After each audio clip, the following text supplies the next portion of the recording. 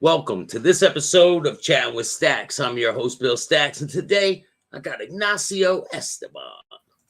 Hey, What's up, Bill. man? How you Man, doing? good. We've done quite a few now, haven't we? Yeah, man, we're getting them done. Get them cranked out. I think we're almost in double digits, which is awesome. I think Yeah, we people love did it. ones on Malvo. Everything you name, from one percenters to the mafia, to now we're doing one on serial killers, which is my latest book, Psycho Killers. I go a little bit in depth on the big names like Bundy, Dahmer, John Wayne Gacy, Ramirez, D'Angelo, and many other. Even to talk about a little theory there, we'll talk later about H. Holmes possibly being Jack the Ripper, which some people think was America's first serial killer. So interesting topics we want to cover in this live show. Yeah, there's a lot of them out there, man. Oh my That gosh. there's a lot that don't get coverage too. The not everyone, and I've said in other shows, not everyone is going to be a prolific killer. Not everyone is going to have the numbers like this guy's Bundy or Gacy has in the 30s or higher. I think those numbers were actually quite higher, especially with Bundy. The numbers you don't know. I mean, this one out of which I wrote in my book, Pedro Lopez out of South America. His numbers were over 300, killing indigenous children, and he only did 15 years in Ecuador because they only limit you how much time you can get. You can kill 30 people, but the most time the government gives you is 15 years, no matter what you do. It's That's ridiculous. crazy. They let him go. He went back to Colombia, and they couldn't charge him with murder. They think he's still killing. Right He's still now, out there. He's still killing. He's in his 70s. Guy is sick. And they asked him when he was arrested. They caught him in Ecuador. It's in my book. They had an undercover in the jail with him. And yeah, people like to brag. And he started confessing on the stuff he did. And one of the reasons why, because he said he came from an abusive household and he wants to abuse these kids and hurt these kids because he was abused and hurt. that's I think terrible, some stuff man. we talk about the psychology, what causes these guys to do this stuff there. And you see some of the one there. There's Bundy, there's Gacy out there. You have Ramirez, you have Dahmer. You got a host of other ones there. Quite a Would you few. consider some of these mob guys who killed um a bunch of people, because it's more than three, right? You have to kill more than three to be a serial killer. Yeah, Do you yeah. consider the people in the mob serial killers as well? Serial killers a lot of times don't have a motive, right? They enjoy killing. And my understanding with the mafia, there's a business aspect to it, right? They did something to hurt us, so this is retaliation. Now we're going to take care of them. A lot of serial killers enjoy killing. They're bloodthirsty. It's just their psychology. Either they're born that way or they're made that way for many reasons. I think Muhammad and Malvo were kind of put him in that category also, not just domestic terrorists, but serial killers, because he made them that way just to terrorize, and they, I think, enjoyed the killing, right? He enjoys shooting those people in the head or wherever else they shot him. And Was that your first experience with a serial killer in your profession, or have yeah, you had other investigations with other serial killers? nothing like that level. Because you can be a serial killer. I think the ones that get away with years, let's say if you're a truck driver, right? And you occasionally pick up like a hitcher or homeless person and you kill that person, right? And dispose of the body. I think there are people like that been doing that for years. There's no connection, right? How are you going to catch Yeah, someone like that? some of them will never get caught. They won't get caught. We in this country and around the world, it's shocking how many active serial killers are out there. And the evidence gets better, DNA gets better. You put the case together because they didn't have that back, in the 50s, 60s, and 70s. But now we have those things to link them. And because a lot of these guys, unfortunately, do get a sexual charge out of it, right? And they do things and they leave evidence behind where they can be linked, right? And this is also part of the education process. We'll talk about, let's say we talk about, Bundy, right? His trial back in the late 70s, it was in Miami. That was a big thing. I remember him being executed. I was in high school because I was in South Florida, and the famous Bundy burgers. Everybody's talking about, oh, old Sparky, he's gonna get fried. He's finally gonna get his. And allegedly he talked about killing over 30 something, but I think the number could have been higher because I think he held it back. There he is. When and he thought himself to be very charismatic. He thought he was good looking, right? He was a narcissist. He went to law school, didn't finish law school. He represented himself, which I think was a big mistake. He had attorneys with well experience that could done a better job. And at the end, he's convicted in South Florida. He's convicted later near Orlando for killing another girl. And for those who don't know why he was convicted, Bill, he was incarcerated in Colorado, right? Yeah. And in the late 70s for murder, right? And he walks out the front door pretty much. He escapes through a crawl space, goes in the jailer's office. This is New Year's Eve. I have the exact date in my book. I think it was either 77, 78, right? And then he puts on the uniform or his clothing and he walks out the front door. They weren't watching him. I mean, how many? He was pretty prolific by then, right? He was all over the news. They didn't do a good job, obviously, and because of those actions, he ends up taking buses, trains, steals cars, goes cross country. He goes to Michigan for a little bit, then goes to Florida, and that's when he gets triggered and he commits that famous, which is infamous, I should say more infamous atrocity at the sorority house in Florida State University, the Chi Omega sorority house, where he kills 2 girls, initially brutally murders them, injures 2 other ones horrifically, and then escapes. But he puts her head on the shelf, right? Yeah, he does horrible things. I put in my book all the horrible things he does. So if you want to see and get more detail what he did, you can read more about it. He really does. But he leaves, like I said, he gets a charge out of that. He gets a sexual charge out of that. So he leaves a lot of his evidence, DNA behind because of stuff like that. And of course, there was a witness that saw him leave going through the sorority house. So, I mean, these are things that you'll be shocked and say these kind of monsters exist among us, and they do. And Bundy's a perfect example of that. And he spends, even after 10 years getting convicted, still takes him 10 years to be executed. There was just a guy in Florida recently, Owens, last name, who was 40 years on death row.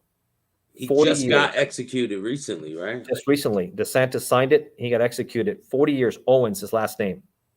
And that's ridiculous, 40 years, because of course, they're working that they're insane. And he was another monster who go in a house and club her to death with a hammer, kill while the daughter was sleeping in the other room.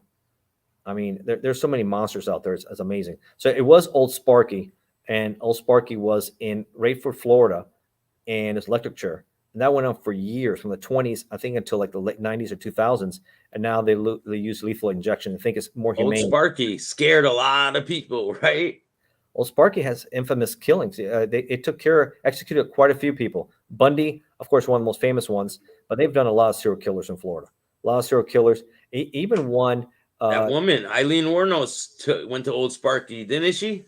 Yeah, I think so. I don't know her, but yeah, quite a few. Here's a famous person you can look up to. We're talking about. This is my other books, Miami's History with the Mafia. Giuseppe Zangara, who attempted to assassinate FDR, Franklin Delano Roosevelt, in the 1930s. And he was become one of the most famous ones. He was only on death row when convicted for 10 days. Different times. So can you explain what happened in that situation? Sure. That's a fascinating story. That's Miami's History. If you look it up there, Miami's History with the Mafia. I have a pretty cool picture out there. And you can take a look at that. And I'll tell you one story. I also give a history of Al Capone in there too. And, he had a house, an amazing house there on 93 Palm Island, right? This is part of Miami Beach. And he even dies there in that residency. A lot of people don't realize that Al Capone spent a lot of time in South Florida trying to move out because the outfit was getting pushed out, or at least he was getting pushed out of Chicago. And he was trying to find a home. And he tried to go through California all the way to Florida, where he kind of made a home. But at the end, he was obviously convicted for tax evasion. And he had to go to Alcatraz, right? First Atlanta. Then he served in Alcatraz, and he got syphilis, and he was sick. And he died in that residency out there. So a lot of interesting things. I talk about that. But this guy Zangara, he tries. He's an Italian immigrant. We're looking at 1933, February 1933. FDR just crushed Hoover because of what happened with the Depression and how bad things were in the election. Yeah. He had come back from the Bahamas, I think Bimini, doing a fishing trip, and he was going to do a quick 1-minute speech in Bayfront Park, right there in South Florida. Those who know who South Florida is, there's even a memorial there for the mayor. So this guy, Giuseppe, Zangara, he's like 5 feet, right? Very small Italian guy, right? He has a 32 caliber Ivory Johnson, and he tries to get up on a chair, but it's wobbling like this, and he tries to shoot the president. Boom, boom. And he's like wobbling. He's wobbling, and then according to reports, there's a lady behind him grabs his forearm, right? So he starts getting harder, and people start hitting him. He shoots his rounds out, but the Mayor Anton Cermak from Chicago, was there, right? He gets shot. The president doesn't get shot, and he is taken to the hospital. I think Jackson Memorial Hospital, right there. He tells the president, "I'm glad." His famous, I guess, he dies a few days later, but allegedly it was reported. Some think he didn't say it. Some say he did. His famous last words to FDR was, "I'm glad it was me, not you, Mr. President." Yeah, right.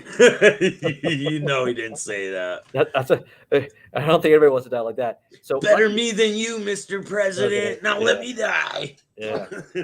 Yeah, right. But that's what's on the plaque there at Bayfront Park, by the way. They do have that words for that Cermak said that.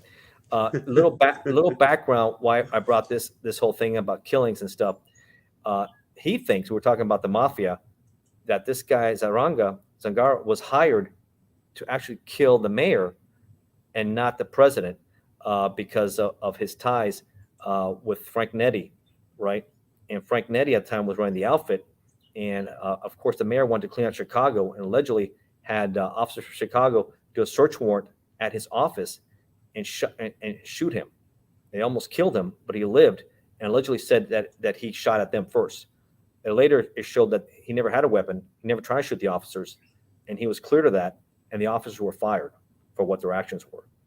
So yeah, I think I read that before. Nettie took it personally. A lot of people think that's all out there. And I just throw it out there. Interesting to dive into all that. So a lot of history there also with that. So little side story there. So before you got involved with the DC sniper case, was there any other killers that you investigated? Whether you caught them or not? Like, has there been cases? No, before that, I was with Customs, and with the DC sniper, I had just started with ATF. So that really got my attention when I had to go out there.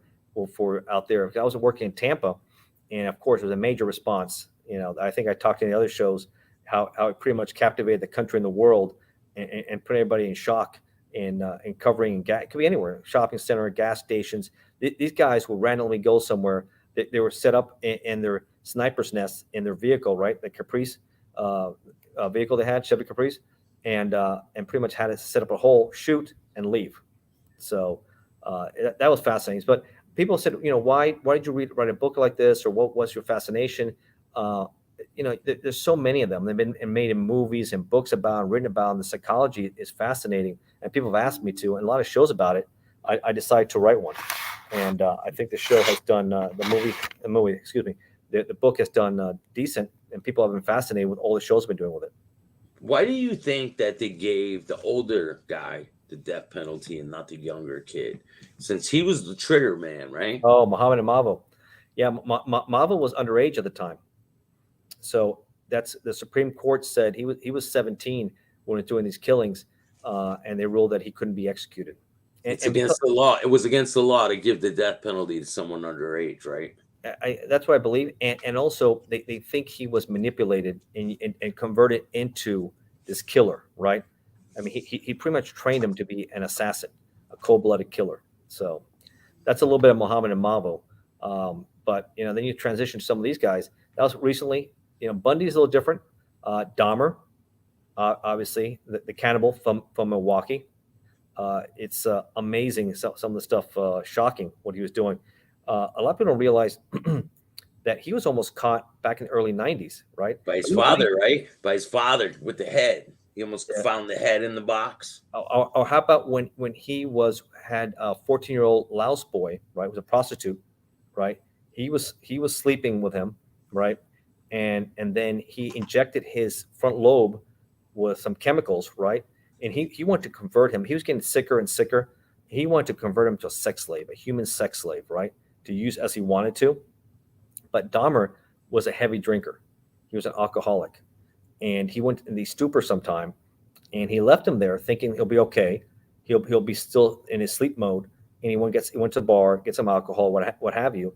And when he returned to the bus station, when he returned past his apartment was next to a bus station, he saw him fully naked talking to some women at the bus station, but he was rambling. He couldn't really get together. He was speaking in Laos, not in English. So they didn't know what was wrong with him. So they called the police. And Dahmer was talking to the lady, saying, no, I'm just going to take him back. I said, no, the police are already on their way. So no, if that were happening today, what do you think would happen? You think they would? I hope it's a different response, but you know what? Look at Uvalde, Texas. They sat outside, right? And nothing happened there, and the kids were getting slaughtered, and the teachers were getting slaughtered. It depends. I'm going to say this: in law enforcement, like any profession, depends on the people you have and the kind of job they want. If they're tired, they want to go home, right? That's a younger Dahmer, right? He'll look different later. And I'll tell you another interesting story about Dahmer after I finish this one. Was the that's another is that he has him there. The police officers show up and he tells him he's 19. He doesn't tell me he's 14, underage. He tells him, hey, he's 19. He's my lover. Sometimes he gets out of that when he has too many drinks. But he was bleeding from his rectum. He was bleeding from other private areas. There were other things going on there. They do call fire rescue, but one of the fire rescue say, hey, listen, we need to take him to the hospital. They don't fully identify who he was. They don't know who he really anything else. And the officer say, no, don't worry about it. Everything. Where do you live? We live right here. Not a problem. I'll take care of him tonight. So they escort him back to his apartment, the famous Oxford apartment. He a police escort. And he tells them, man, you guys have done a great job out here. Crime is out of control. And he's already killed, I think, already 20 something at this point. Maybe more. The numbers are in my book. And he takes them out there. He thanks them for their service, thank him for what they're doing out here. And they do smell something in there. Yeah, people were smelling things in the neighborhood, right? And he has a dead body already in his bedroom because he had killed somebody the day before. He just didn't, dismember him like he always does pretty quickly. But the officer doesn't see it. He smells something. He said, okay, well, here he is. Take care of him. He said, oh, I will. And off and down he went, and he did. And he took care of him pretty quickly. He injected him again in the head, killed him, dismembered him, and devoured him. So after he was killing them, right, he was keeping them in his apartment, and obviously that smell, that dead carcass smell is obvious. People are going to smell that. The people in the neighborhood were starting to smell it. Where was he putting the bodies? Was he just eating them, or was he throwing them away? Was he burying them? What I was reading, he was freezing some body parts, right? He had a huge gallon tank. I think it was a 55-gallon tank that he would have torsos submerged in with different kind of fluids inside them, right? Like a fish tank or something? No, I think bigger than that. It was like a huge. You see the pictures; it's out there. It's a huge tank. Isn't it clear? It was like a steel drum tank. What looks like the pictures, right? And he would just have the torso submerged in there. He had heads in the freezers. He had body parts. He did eat some. He said he did like consuming the hearts and other organs, right? So the guy was sick, and how they caught him eventually. So another few years go by, right? And he's killing people all this time. Still killing. He's still a killer in Oxford apartments. By the way, those apartments don't exist anymore. Yeah, they bulldozed the whole building. The whole thing. Yeah, took it all down. You can't say the same from other places, and I'll tell you the ones that are still up. I believe John Wayne Gacy's house is still there, the ranch house that he killed 30-some 14, 15-year-old teenagers, right? Where he put them in the crawl space? That house is still there? It might be. I have to double check that one. But I know for sure that you imagine that. Would anybody want to buy a house like that? Not me, man. I wouldn't want to even go. But Capone's house, going back to my story, right? Capone's house, and he allegedly ordered the St. Valentine's Day massacre in 1929, February 14th, 1929, in that house, right? And he had an alibi meeting with the prosecutor from Dade County and New York City. He has an alibi. He had a case down there, right? Yeah. So he kind of like set it up to where he's down in Florida when all this happens. And he gives a hit to kill Bugs Moran, right? Moran and his crew, right? But he happens to be running late, right? So he doesn't make it in there, and he has these guys posting as police officers, got him down with 45 caliber Tommy guns, right? And those who don't die, they bring out the shotguns and blast them in the face. Brutal. Yeah, Moran said in the interview, who do you think the reporters said, who would do something like this? I said, only person I would know will be Al Capone. Do you think Al Capone killed anybody down there in that Florida home? Possibly. He had some crazy parties. A lot of crazy things were happening there. So, but nonetheless, he's a prolific killer in some ways, right? He's giving the orders. And that house is worth over, I think, 20 million. Yeah, but when Capone gets to prison, he finds out that there's other killers involved. Like there's other killers in prison. He was stabbed. In Alcatraz, he was stabbed, right? He was stabbed. Yeah. People were challenging him, just like they challenged John Gotti when he was in prison. They challenge everybody. You're not above anything. People out there are not above getting challenged in prison. I don't care how powerful you think you are once you go in there. All that's gone. Protection. I don't think he had protection. What saved him, I think, from living longer is that he got syphilis and the symptoms. He was a lot of times in the hospital in the infirmary area of the jail. So it kept him away. Kept him away. He was sick. At the end, the doctor said he had the capacity of a 12-year-old when he died. So yeah, I read some things about him, and they said that he was acting really weird, and the inmates were staying away from him because he was acting so delusional. Yeah, no, he was crazy, but the house does well. So some people are actually fascinated. They will pay a premium for a house of a former serial killer. Not me. I personally don't want anybody that's been dismembering people, killing people, or anything like that. To me, that's just the hairs in the back of my neck would rise from that. Right? It's complete bone chilling to be in a house like that, where so much horror, so much killing has been going on. So let me finish quickly. I'm on Dahmer here. How did eventually get caught? So remember, they almost had him. They were this close, right? This would be the only guy a few years later that would escape Dahmer, right? And he himself, I guess his MO was to offer these guys I'll pay you like $100, $150, take some pictures of you, right? Back in the room, give him some drinks. And according, I saw he would testify against him in the hearing face to face. And if you haven't seen that, you got to watch that. The only guy that survived Dahmer. He's in prison right now. He's in prison right now. Who's that? The guy who testified against Dahmer. He's in prison for murder. Is he? The one that survived? Yeah. Oh, I didn't know that. But I'll tell you his story. So he's shaking and he's testifying. And allegedly, and while I was reading other reports out there, I guess remember, he drinks a lot, right? Mm-hmm. And he always loved to put this movie, he would say later, of The Exorcist, I think number 3 or something, in a certain scene from the movie triggers him, right? Which is really weird. And he has this knife and he tells him, I want to cut your heart out. I want to eat it, right? It triggers him to what? Kill people? To kill people, yeah. It triggers him. That was something he had, a ritual he had. I think also, the guy's sick. Anybody like that has, illness, mental health issue for sure. And he knows that if he lets him handcuff him from behind, he's dead. So he can't do that. But he knows that he's like in a stupor and he likes off. He drinks a lot. So he keeps him buying time. Hey, I got to go to the bathroom. Hey, I got to go to the bathroom. And enough time, he looks like he's in a stupor. He dashes for the door, right? Dahmer tries to grab him, but this guy, because Dahmer, remember, is gay. He picks a lot of guys who are prostitutes, right? Or guys thinks he can overpower them, right? Right, but this guy punched him pretty good. He said he punched him really hard in the face, and then that was enough to run out the door. He was able to escape him, and he was trying to grab him hard, and he punched him hard. So he gets out, and he finds this time, again, Milwaukee PD again, right? But he tells him, listen, I have a handcuff on, right? I've been handcuffed. This guy in this apartment here in Oxford Apartments was trying to kill me. He wanted to cut my heart out, and he had a knife to me. So I said, I want to find out what's going on. So they escort him back up. He doesn't deny that he handcuffed him, right? He said, yeah, we're playing around, or whatever excuse he uses. Where's the key at? Because their key didn't work on it. He said, it's in my bedroom. They get it. He goes to the officer, no. I'm going to get the key. Where is it? He said, over there. And when he does, he finds these Polaroid pictures spread out that Dahmer forgot about, that were all of people who were killed and dismembered. And he'll take pictures of them in the bathtub.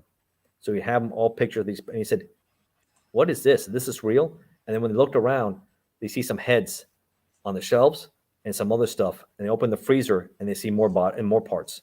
That's when they wrestle him. He fights them. And then that's him right there. Yeah. So you saying he's been now charged with murder, huh? Well, so it says, I got the case right here. It says Jeffrey Dahmer's final would-be victim who escaped, led police on a twisted serial killer lair, has been thrust back into the spotlight. Tracy Edwards became a national name in 1991 after he led the Milwaukee cops to the remains of Dahmer's victims, 17 dismembered victims, ending decade-long spree.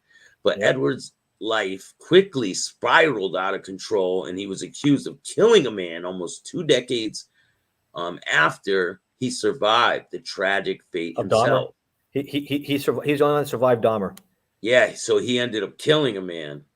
It was like Humpty Dumpty's defense says. He wasn't able to put the pieces back together.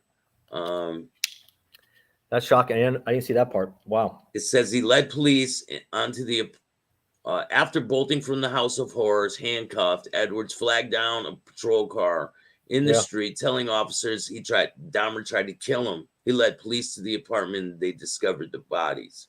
He was listening to my heart at knife point because at that point he told me he was going to eat my heart. However, the brave survivor, newly found publicity attracted attention in his native home of Mississippi, where he had been indicted for battery against a 14-year-old girl. The then 32-year-old was extradited down south to face charges.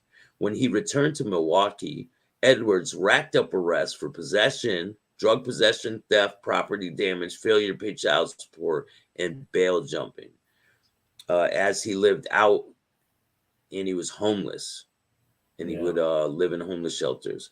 On July 26, 2011, nearly 20 years after the day he landed as a hero escaping Dahmer, Edwards is accused of murder himself. He and another homeless man were accused of pushing a third man he was living on the streets with off a bridge into the Milwaukee River. So what happened was they were fighting on the bridge over some drugs. The other guy that they were fighting with pushed one of this guy over the bridge, and he died. He drowned. But this guy, the Edwards guy, he was there when it happened, and he didn't stop the guy from pushing him over the bridge. So he was charged with first-degree murder, and the charges stuck. Was he convicted? Yeah, he's in prison now. Convicted. It doesn't, I don't know all the circumstances. Maybe he had something to do with it, but it's a tough life he's lived. Oh wait, no, he was convicted. He was charged with homicide, pleaded guilty to aiding a felon. The deal, which got him reduced sentence of 1.5 years in jail. His whereabouts of the 63-year-old man are unknown, despite the recent renewal and the interest of his life. So they're looking for him, and they can't find him. I bet some people want to get a book deal with him or something else. Probably.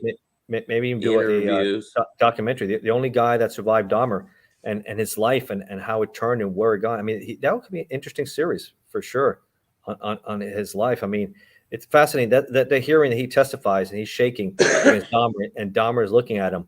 It's unbelievable. And you probably think in Dahmer's eyes, man, if I would have killed you faster, if I would have done something different, he'd still probably be killing. And then that woman was screaming, remember? It's like blood curdling. The woman yelling at Dahmer. Remember she yells, Jeffrey. Yeah. I hate you. Yeah, it says all the crazy stuff. And how does Dahmer die?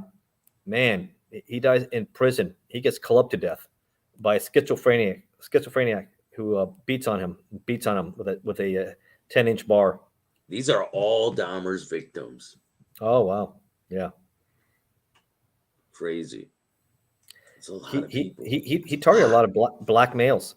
I mean, he was in that area around Milwaukee, Wisconsin. There's a lot of refugees from different places of the world. They go there. People from Somalia. I've noticed that when I was out in Minneapolis, a lot of people from Somalia, a lot of people from different parts of the country. It's not like it is on the East Coast. It's really different. It's like, I've never been to Milwaukee, so I don't know Milwaukee. It's something I would like to visit in the summer, but not in the winter. yeah, not. I'm not too cold. I live. It gets cold enough, but I definitely don't want to be buried in snow. That's for Yeah, sure. no thanks, man. No, that's not good. So what's been going on with you with the books? You've been writing books like crazy. Your hands got to be cramping up by now, man. I don't physically write. I type. I have my outline, and I go right to my Word doc, and I type directly. So I don't. I'm old school. I'm old school, writing? man. I'm pen and pad for me. Really? No, I can't stand that. No, I can't stand that. They have apps now. You write it all down, right? And then you have an app. You go like that with your phone. It transfers it over to PDF file. Done deal. That's cool. That's pretty easy. Cool. You don't have to type nothing. Yeah, I like type. I guess because so many years. That's how I did my reports. Right. I had to type a lot. You know, you listen to recordings. I listen to what I saw. So I'm always typing. The same thing with my ideas. I'm always just have my outlines, and then I start writing, and then I just edit quickly, change it, which I kind of like that too. So I think anybody who's a writer like us, and maybe you can talk about your experiences, and I'll talk about mine. You got to get a good routine, get passionate about topics, and stick to it. And if you can't get a publisher to publish it, I suggest not to.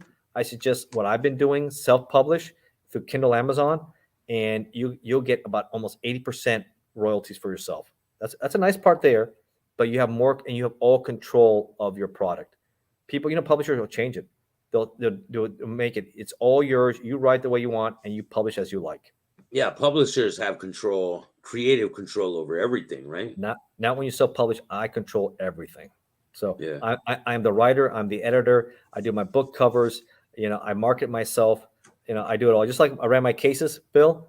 I've worn many hats. I do the same thing with this, and then I'm doing screenplays to finish that. I'm trying to work it. If anybody's interested in this and ATF Undercover, you can see it. My book is now Audible. It's doing pretty good. I got a shout out to Sean Milo. He's been doing it for years. He's a great voice actor, professional voice actor, working on many other books. So I've done the short books.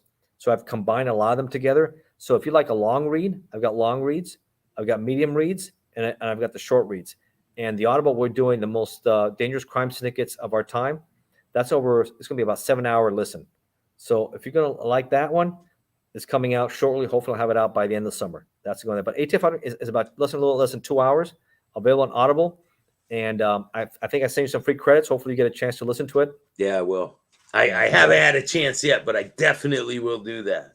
I put a link in the description for all your. How many books have you written so far? 72. 72? 72 and counting. 72 and counting. Wow. I enjoy it. And I did this all in a little over a year and a half. 72 books in a year and a half. So you're probably going to have over 200 books in 2 years. I don't know. I've slowed down immensely because my first year I wrote a book. I wrote and published 50 books in 1 year. And I give people ideas and motivation on how to do it. Because I'm getting involved in so many different things, I am slowing down for sure. So you don't just write books. You write books and explain to people how to do this, right? I wrote that one, yeah. And then I give my analysis. So let's say I'm talking about what do I think with Italian. Like I wrote one book about the fall of the Italian mafia and the rise of the Mexican cartels, right? And I give an example of each one and the history of them and where they are now. And the mafia is done, but the cartels and street gangs are flourishing. They're as strong. Are those on audio too? Are those books on audio? That's going to be by the end. That's going to be by the end of the summer. So that one should be, and then I have one Cults and Killers, Killers and Tyrants. That's another one that's going to be about 7 hours, which has to do also with tyrants and also cases about famous killers too. So and sometimes they're one and the same. Tyrants are killers. So that's yeah, they are. And so I'll talk about Xi Jinping, Putin, and look at Putin. We won't talk politics, but that's what do you think? What do you think about that rebellion in Russia? Yeah, what do you think about that? And what do you think's going to happen with all that? I wrote a book about Putin's tyranny in the battle for Ukraine. I wrote a book about it. But my predictions is what matters. Everything I predicted happened when I wrote these books a year ago. Same with Biden. Same with this. Putin will fall. This was a catastrophic disaster for him to invade a sovereign nation, and at the end, it will cost him. If his right hand guy, who did all his dirty wars for him, mercenary Wagner Group, right, head of security, who was in Africa, in Mali, in the Congo, in Syria, in Ukraine, has had enough. He said, "This is a disaster. This is unwinnable." His guys are getting slaughtered.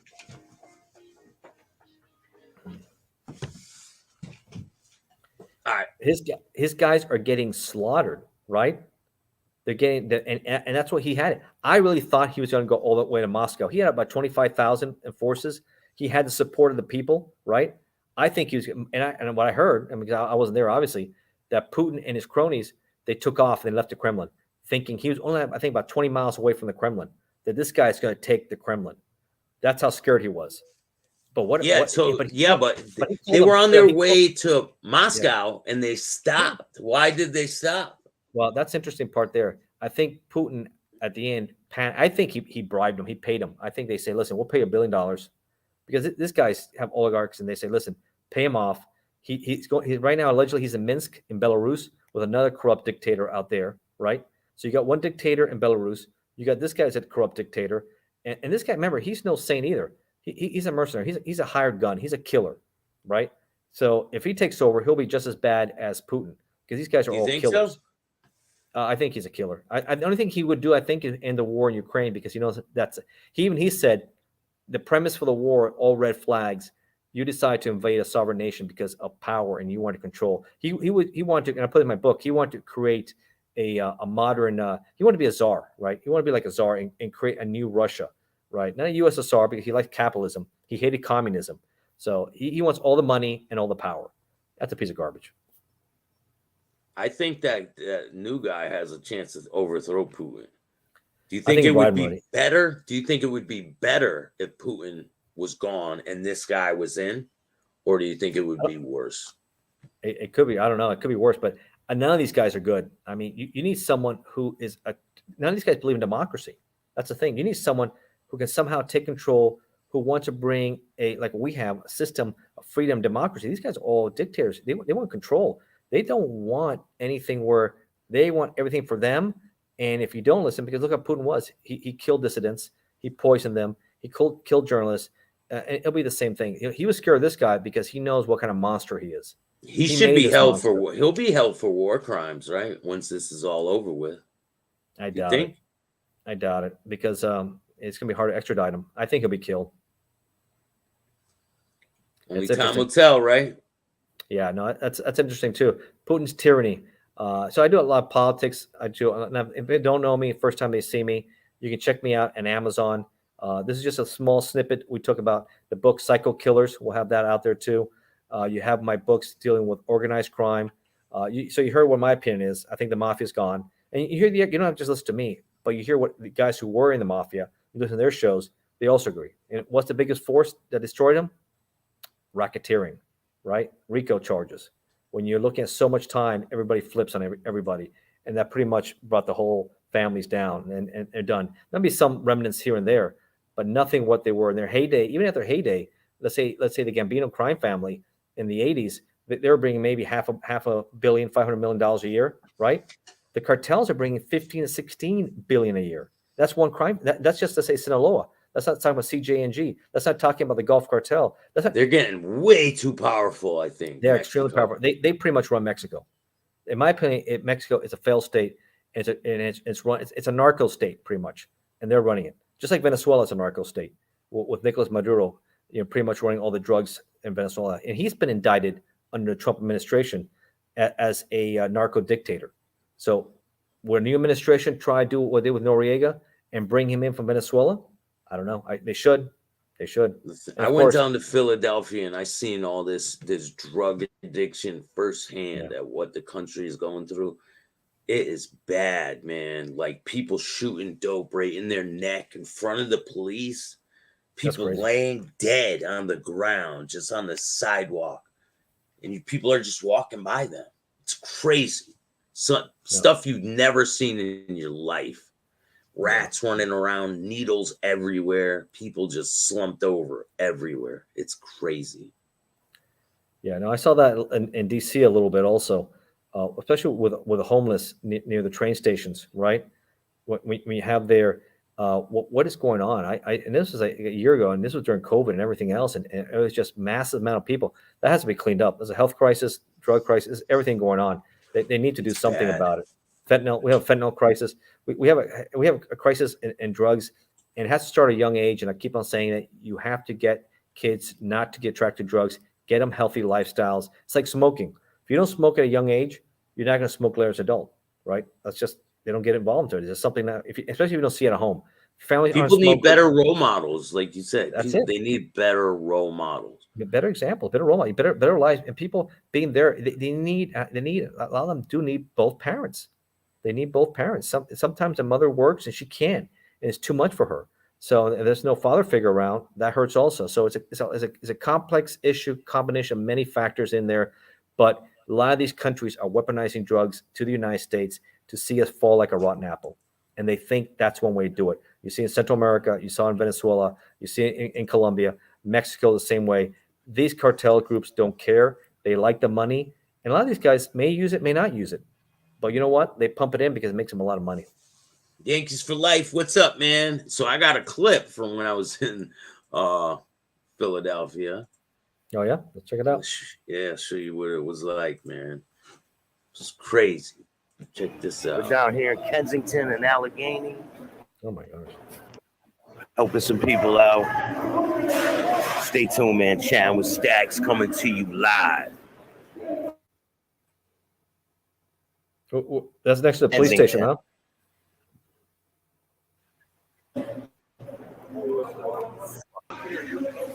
Wow. See that? Bags of drugs on the ground, needles everywhere, kicking them out of the way. And people are just walking like that with the needles on the floor?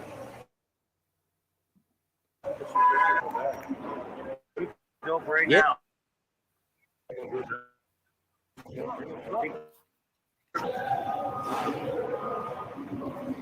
Young girls. No, yeah, that needs to be cleaned up. They can't. That's a health hazard. The police need to clean that up. How did your life like this? Look, young girl. Look how young that girl is, man. She doesn't belong out here. That's something on. You know. But why haven't they cleaned that up? Drugs, man. Drugs fuck people up, dude. You got Chad Marks at Allegheny and Kensington. This shit's wild, bro. Chad with Staxx live in Kensington.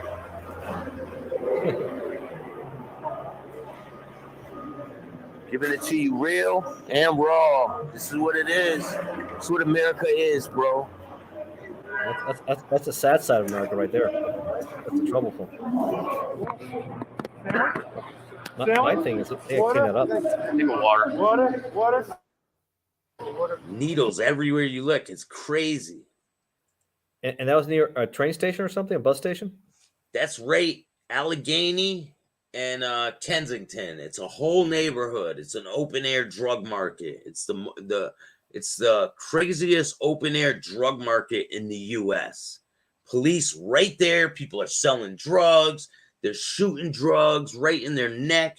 I got other videos of the police sitting in the car watching people do this shit. Yeah, that's a disaster. That's a mess. That has to be cleaned up. It's a health issue right there. All those needles there, you can step on it. That needs to be a lot better policed, a lot better cleaned up. You seen it? I was kicking them out of the way. Yeah, that needs to be cleaned up. That's unacceptable. Unacceptable. I don't know what mayor thinks that's okay and not have their police department clean that up. That if you're a citizen there, you see that video, you need to complain that needs to be cleaned up and unacceptable to live in those conditions. Here, I got another little clip of the people shooting drugs right in front of police.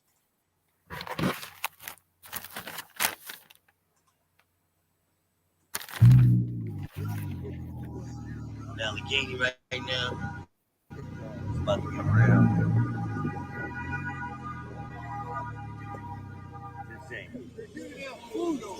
Where? Watch the cop right up here on the right. See the people right there shooting drugs? There's a cop right there. These dudes are shooting. Look at the cop right there.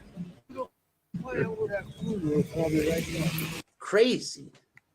Yeah, that's unacceptable. Yep. What do you expect? What are kids going to learn if they're seeing that at a young age, right? They're going to say, if they're trying it, Listen, I'm going to try it. That's no good. hey, That's, Louis the Lion, what's up, man? Shout out to Louis the Lion. Thanks for joining me today, man. I'm trying to set an example because I used to be one of them drug addicts.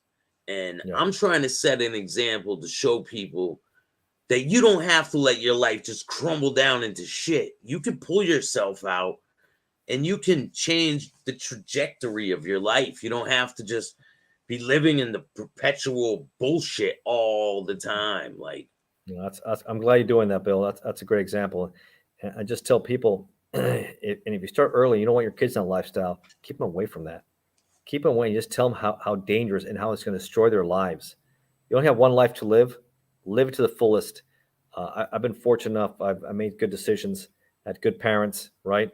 And you have to be taught at a young age, right and wrong. If you don't have a good moral compass, you're going to make some bad decisions. I mean, there's you got to be able to kids, live with yourself. there's kids that have to walk through that area to go to school in the morning. That's unacceptable. No, that's garbage. And they have to walk through that, through all them drugs and needles on the ground and people hunched over. No, that's crazy. And then there you probably have some serial killers among them. We're talking about serial killers, right? We got serial killers hiding in there. Yeah, they're probably taking advantage of the less fortunate people, and they kill them. And they kill them, and nobody cares. They don't care. They kill them. And a lot of the guys who know that prey on those who are disadvantaged. They have no recourse. No one's going to miss them, and that's what they prey because they're bloodthirsty and they enjoy doing that kind of stuff. Very sick people. Sick. Yeah, people. and there's a lot of people out there who are preying on drug addicts, selling drugs to them. That's a form of preying on people too. Yeah, make them junkies. So that way they just keep on paying you their little money they have there, and you destroy their lives, and they can't fight it, and that's it. A lot of people do that to each other. They give free drugs out so they can make junkies out of them, and that way they have them hooked, and that's where they say, hey, this is a free income for me now. Every cent they have comes to me now. In the morning down there, they have a thing called samples, and they yell, samples, samples, and you'll see all these drug addicts going to one block. All of them. You'll see them all walking to one block because they're giving out free bags. Yeah, get them hooked in the morning so that it gets them going. It gets them going so that they can steal shit throughout the day and come back and bring them more money. Oh, it's crazy. That's insane. You know, we're talking about homes of serial killers or apartments or what have you. We know that Dahmer's Oxford apartments demolished right there, right? John Wayne Gacy's, he was known as the Clown Killer, right? And he had that ranch home out there in Norwood Park Township in Illinois. He had a wife too, right? He had a wife. Huh? Didn't he have a wife too? He was married twice, but the second wife, I was reading, he was also first or second. It's in my book. He was a manager of 3 KFCs, Kentucky Fried Chickens, the manager of 3 KFCs, and in Waterloo, Iowa. But it all went to crap for him when he was convicted early of sexual assault of a teenager, because the teenager was the son of a prominent politician in that area. It turned badly because they pressed it. Yeah, they pressed the issue. He was convicted for 10 years, but he only served, I think, like 18 months for good behavior. But he doesn't change. He ramps it up. He was doing all that clown shit after that, right? After that, he becomes very popular in this neighborhood because he starts a construction company, and he becomes Pogo the Clown. He has another name. I guess in my book he gave himself. But his smile is not like a normal clown smile. You should see what he put. It looks like the symbol from the Batman. You should look at his when he's made up, and he is really. I think his numbers are over 30 something, and he buries them in the house in the crawl space. I have to double check, but I think the house is still there. There has to be. How about the house from Amityville Horror? How about the house from Amityville Horror? The house is still there. I've been there. I've been there. Yes, I've been there. Yeah, the house is there. They massacred their family, right? That's a true story too. The guy said he was possessed by a ghost, and he massacred his whole family in the house, and then he's in prison and he's still around, right? The Menendez brothers, right? They killed their parents in their house, right? I interviewed Lyle. Go check out my interview with Lyle. Did you really? Yeah, you didn't know that? I saw Lyle. I couldn't see, but was he able to? How did he do that interview with you? He called me from the prison. He's allowed to do that? I don't know if he's allowed to do it, but he did. He did. That's unbelievable. Him and his brother. Unbelievable. What does he say? He was very rich, educated. How is he living in those conditions now, He is. I mean, I asked him what would you do if you got out? He didn't want to talk about his case. He said, I don't want to talk about. But what are you gonna do when you get out? Is he getting out? No. I hope not. No. I hope not. He's not getting I hope out. But his house, I imagine some families living there, right? Somebody. Yeah. I don't know. Like his mom and dad got killed by them, right? So did they get any of the money after they died? Probably not, right? How about O.J. Simpson in Brentwood, right? The massacre of Nicole Brown and the other guy. That house is still around. People living in there. Massacre. I mean, there's plenty of homes that a lot of horrible things have happened, and a lot of times the value is increased because people's interest in it. So I live in the house. I wouldn't want to live in a house like that. That's me personally, but there are many people that do, and they look the other way, and they don't care the blood and the bath that occurred. I think I'll double check this. I think this house is still around, and because at the time it was notoriously popular for tourists to look at it. I hope it's not, but it might be. You know, people might think, hey, it was a nice neighborhood, and it might be still there. But you know, people who don't know what he did, he would always try and bring his kids back to his place. He would offer them drinks, and they would allow them in there. He was gay. He knew he was gay. His dad was very abusive, alcoholic, right? Strong with him. They didn't like it, but he did get married. He had some kids, but then he wanted to only have relationships with teenage boys. That's was his thing, and then that turned into him killing them. And then he would have what he called. So he would trick them because he would have a construction job, right? He would hire them for a construction job, and then. He was good. He had handcuffs, and he would say, "Hey, listen, I'm going to show you this." After they've been drinking and watching some porn on or some stag movies or whatever, he would then trick them and say, "Listen, I'm going to show you how I'm going to take these handcuffs off me." But he had the handcuff ring underneath his finger here. He would unhandcuff himself. Say, "Let me see if you can do it." And once he handcuffed them, and they couldn't take it off, he said, "Take it off me." No. Then he started assaulting them and doing horrible things to them. And then he put like a rope tourniquet around their necks and started suffocating them. He did some horrible things. That's how he would kill them? Yeah, that's his MO. He would use a rope tourniquet once he put the handcuffs on him. But there was one kid who worked for him who was a high school wrestler. Because he didn't put the handcuff right, he was able to take one hand out. And when he came back, he wrestled him, put him down, and handcuffed him. Gacy Is that how he got caught? No. He would keep on killing for years. Gacy would be furious. He said, "Listen, let me go." I said, "I'm going to let you go. But since it was in a kid's house, you're getting out of my house. I don't want any more problems with you." So he let him go, and he left. He said, "You know what? This according to reports, he said, no one has ever done this to me, especially take the handcuffs and then handcuff me." And the kid was working for them, and he returns back to work and works for them for another 9 months. What? Yeah. And he didn't know that this type of stuff was going on? Holy shit. That's insane, man. That's insane. Yeah, look that interview up with the kid that escaped Gacy. I think he's the only one that, we talked about Dahmer. There's always one. Watch his interviews, man. He's an adult now, and he tells his story, man. It's all over the internet. Watch it. The kid who escaped Waterloo, Illinois is 30 minutes away from me. Oh my God. Yeah. John Wayne Gacy. Unbelievable. Yeah, man. Well, I appreciate you taking the time coming on, giving all this information. I like it, man. Yeah, fascinating things out there. I know last show before we had done it with cult killers, right? we did Timothy McVeigh, David Koresh, Jim Jones, right? Yeah, so, the cult killers. Yeah. You get the dead body discount. Shout out to Bill Crooks, man. I've done his show too. Definitely. Awesome. Go check out Bill Crooks' show. Yeah. And I'm doing now helping William Steele. I'm a co-hosting with his true crime show also. So I'm doing some shows too. I'm also looking to do other co-hosts. So anybody else interested too? That's great. We can do some of that. And of course, a script I'm working on. I'm looking to see if I can get that made to a TV. It's a TV pilot based on my life. ATF undercover, dealing with repeat violent offenders, gang members, armed drug dealers, home invaders, you name it, and all that. So I got a movie I'm working on. I'm writing a script, man. I love it. It's so nice. It's great to be able to create something, and I can't wait to like bring it to life and show it to people. It's going to be insane. People are going to love it, I think. Awesome, bro. Congratulations on that. Congrats. That's what life's about. You find something. I always say, find a passion, something you love. You'll never work a day in your life. Yeah. You'll never work a day in your life. I've been doing this, Bill, for 1.5 years. And of course, the work I had was intense. It was consuming. It was 10, 12-hour days. I had informants. I had undercover deals. It took a lot from me. This is fun, and I enjoy it. And I can be doing this for years, and I love doing these shows. I love being part. To me, this is fun. I don't consider this work at all.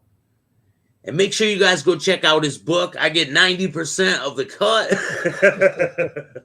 And make sure you guys buy 2 if you can. Buy 2 or 3, right? Yeah, the link is in the description of this video. Since we're live here, 70? Yeah, 72 and counting. And because of this show, and I think a few shows again, this weekend only, Psycho Killers will be free.